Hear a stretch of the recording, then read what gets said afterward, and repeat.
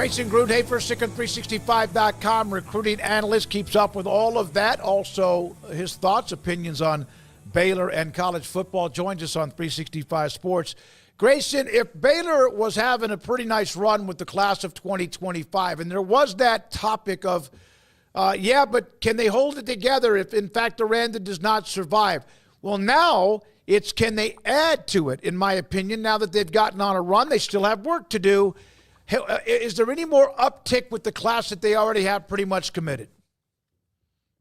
Definitely. I mean, there's still plenty of time to make this class even better than what it has been. And I mean, it's already been really, really good so far. And obviously there was so much momentum this offseason just from, just kind of everyone, I think, seeing the results on the recruiting trail. I think that was just really positive during the offseason. I think it gave people a lot of hope for the season. And then obviously you kind of look into it and it's like, oh, the season has started poorly. What's going to happen with the class? What's going to happen with the coaching staff? And obviously that's kind of subsided a little bit. There's still work to do, but at 5-4, coming off 3 wins over your 3 biggest recruiting rivals, at least in my eyes, Oklahoma State, Tech, and TCU, you got to be feeling good, with where Baylor is at now. And you're right. I mean, this weekend was a big weekend for Baylor. They had a lot of visitors on campus, including pretty much all the commits. Not every single one was able to make it, but a lot were able to.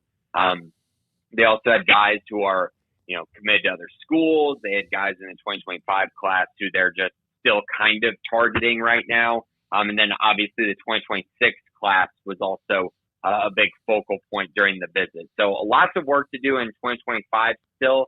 I wouldn't say that I think they're going to take, a ton more guys in this class, but I do think there is room to maybe add, somewhere around 4 to 5 guys as the class finishes. And I think as you'll see going forward through this month and then of course into December, I think Baylor will probably get an official visit date somewhere during that December time period to try to solidify the class, get guys committed before the early signing day period, and then of course try to lock in the class, for that early signing day, so you don't really have to worry about much when it comes to the second signing day. What happened with Johntay Cook with UT, in your opinion, and or what you've learned, and is Baylor going to be involved in him as a transfer?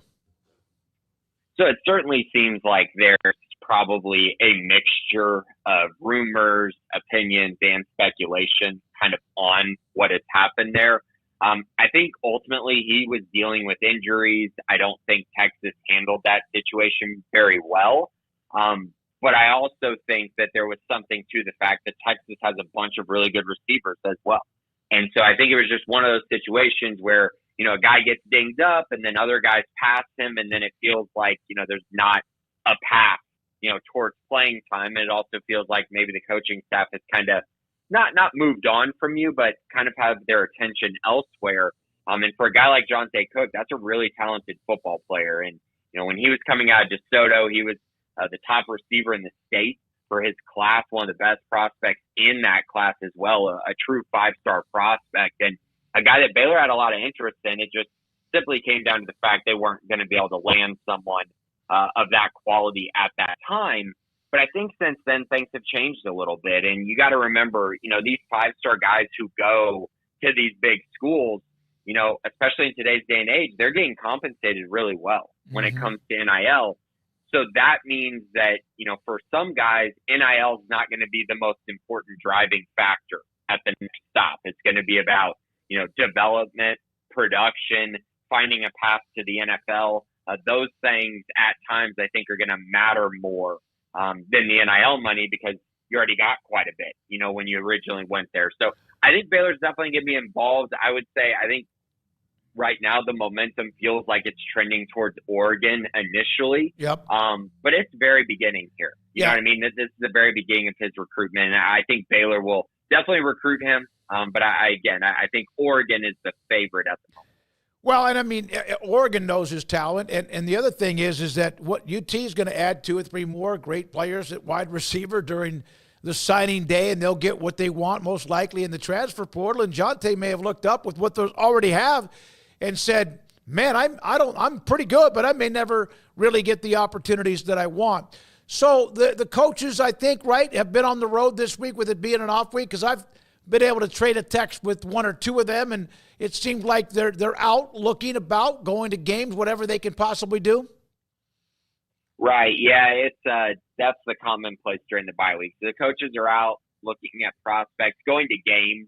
Really is kind of the big thing. So a few coaches were out at games last night, and then a few more will be out there tonight. So they're just going to look kind of all around, whether it's 2026 prospects or 2025. But I actually think it feels like the focal point, at least during this bye week, has actually been the 2026 class as far as guys that they've gone and looked at. Obviously, they've gone and seen all the 2025 guys through, various times during this year, and a lot of them were obviously on campus this weekend. So I think this gave them a chance to go look around and go see some of their top priority guys, as far as guys who are still out there in the 2026 class, and that's kind of what they're doing during the bye week, and that's been again the commonplace for Baylor during these bye weeks, is to really take advantage of it for recruiting purposes. What would, and there are the big names in his list of Final Six, what would landing someone like a London Smith for next year mean to Baylor, if that's possible? It would be massive, and it absolutely is possible. He was at the game over the weekend, and continues to be a guy that, Baylor has spent a lot of time recruiting him. And, I think there's been a lot of times, kind of arguments about, why hasn't Baylor landed this local product, or why hasn't Baylor been able to land this guy? And I think for the most part, there have been some that Baylor's recruited really heavily, and it just was one of those things that just at the end of the day didn't really have a chance, to land them, because, some guys just don't want to go to Baylor. You know what I mean? But I think for London, it's been a little bit different. I think with him, there's been a huge emphasis by the staff on trying to land him and keep him home.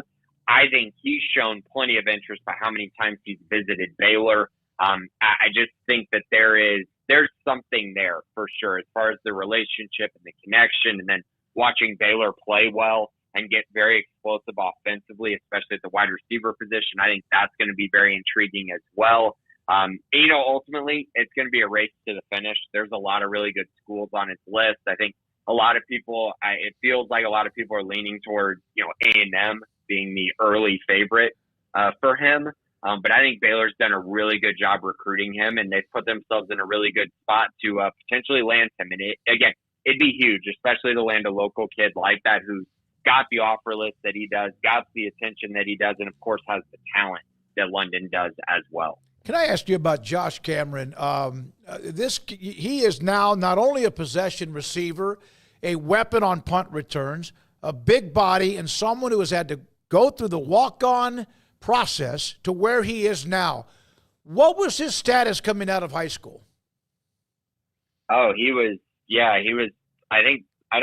might have been a 2-star, but I think he was pretty much unranked, and the offer list wasn't insane. And, it was one of those things where he was just highly productive in high school. He was extremely productive at Cedar Park, but he just didn't get a lot of attention.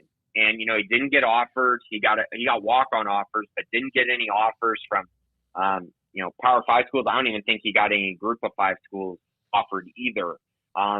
So I think it was just one of those things where, he showed up at Baylor ready to work. And, when you're as productive as he was, it just becomes a matter of, can your athleticism either get better or can it translate? And I think that's been the biggest thing for him. His athleticism is translated, but then also he does all the little things, right? He's probably the best blocking receiver that they have. He's really good on special teams, very reliable. He's a leader for this team as well. And then he also is pretty sure-handed. Like, the guy just makes tough catches, and he just makes the easy catches as well, which is very important. But, yeah, he's had a phenomenal year. He's got 7 touchdown receptions, which is top 15 in the nation. He leads the nation in punt return yards. He's been really, really good for Baylor and just one of their most consistent weapons this season. And it's been great to see. And, credit to everyone who played a part in his recruitment. And I know for walk-ons, a lot of that was David Westle, early on. I know he's got a different position now, but Westle was big in the walk-on department. And I think this is one of those really good hidden gems that the staff was able to find and get on campus. His mama is on the chat room. She watches the show. He was a 0-star coming out of high school. And, of course, earlier this week, the news about the Burlsworth Trophy for the best player who began his career as a walk-on. It's been a great story. All right, last thing, and I know you got to go, and we do too. They moved Fugar to left tackle. I had a couple of coaches tell me that his athleticism has allowed them to make some other things happen on the offensive line. And that's something Mason Miller has to get credit for that. They're running the ball better, giving the backside protection to Sawyer. Why would that it was when they did that, when they made that move, Grayson, why do you think they did it? Did they think it would work as well as it has? I mean, I think the first place you start is the left tackle position was just frankly not playing well. Yeah. I mean, whether it was Caden Siraki or Alvin Abasele, it just was not working the way that they needed it to. They were giving up too much, with either one. So it was like Alvin was really struggling in pass protection. That's still an area he really needs to develop in. And then Caden was not the run blocker that Alvin was. And so it was like, can we mesh these two guys together? How do we figure this out? Dave Randa mentioned that in one of his early press conferences. We're getting this from one of them and this from the other, but we need both of them. We need both of those parts. And I think that's where Fugar came in. And, Fugar in limited snaps actually struggled a little bit early on in the season, but he's just gotten better and better as he's gotten more comfortable. Then, of course, he took over the full-time left tackle position after the bye week, and things have just been rolling. And I think part of it is his athleticism. I think part of it is his experience. He's an older guy. He's played a lot of football. I mean, I think that's a big part of it as well. And then I think, honestly, his size. I mean, he provides something very unique with how big he is. He's the biggest offensive lineman that they have starting by a lot. And I think that size and strength combination matched with his experience and athleticism has really translated. And you really see it in the run game. Like, he starts wearing on people. And it has been awesome to see. He really struggled last year at South Carolina. And a lot of South Carolina fans were saying, no big deal losing Fugar. Like, he's not very good. I saw that. A lot of that reaction when Baylor landed him. And now you look at it now, and it's like he's completely changed Baylor's offensive line this year. I think he's added more stability there. And then, of course, added some upside as well. It's been really fun to watch. And the cool thing is he's got another year. So Baylor may have him back a year from now and someone who can really solidify their left tackle spot for a couple of years. Yeah, it'd be nice to have that bookend on the left side especially. Thanks for your time, Grayson. Have a great weekend. Grayson Grundhoefer, 365 Sports, and also SicEm365.com.